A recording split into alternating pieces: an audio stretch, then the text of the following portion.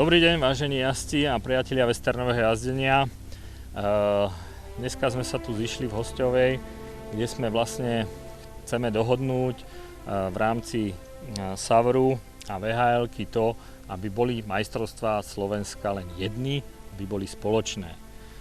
Prečo to robíme? Je jednoduchý dôvod, aby tieto majstrovstvá Slovenska mali hodnotu, aby ten titul majster Slovenska nemala jedna organizácia aj druhá a potom tento titul by nemal váhu, tak preto sme sa tuto dohodli v rámci asociácií, že urobíme spoločné majstrovstvá Slovenska. Ako prvé budú kde, Peťo?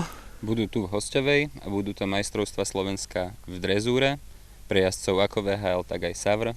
Zároveň v nedeľu to budú aj majstrovstvá Slovenska v 3 drezúrnych disciplínach pre parawesternových jazdcov, plus VHL v Hosťovej uzatvára šampionát svoj v reiningu a bude sa tu konať ešte predposledné kolo rýchlostných disciplín. Takže to bude to. Myslím si, že od vás do týchto drezúrnych postupuje prvých 15, zo Savru takisto prvých 15 našeho šampionátu, takže tam sa uzavrú šampióni drezúrnych disciplín.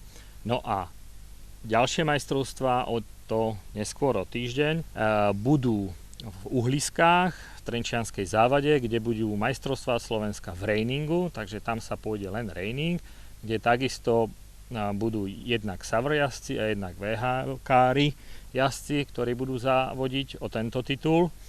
No a nakoniec to budú majstrovstvá Slovenska v Galante, kde budú pracovné disciplíny a rýchlostné disciplíny, kde od vás prídu jazdci na tieto disciplíny, takže zase prvých 15 postupí a zo Savr takisto prvých 15. Takže myslím si, že tento titul bude mať peknú hodnotu a tešíme sa na to, že prídete pozrieť a povzbudiť svojich jazdcov a fanúšikov.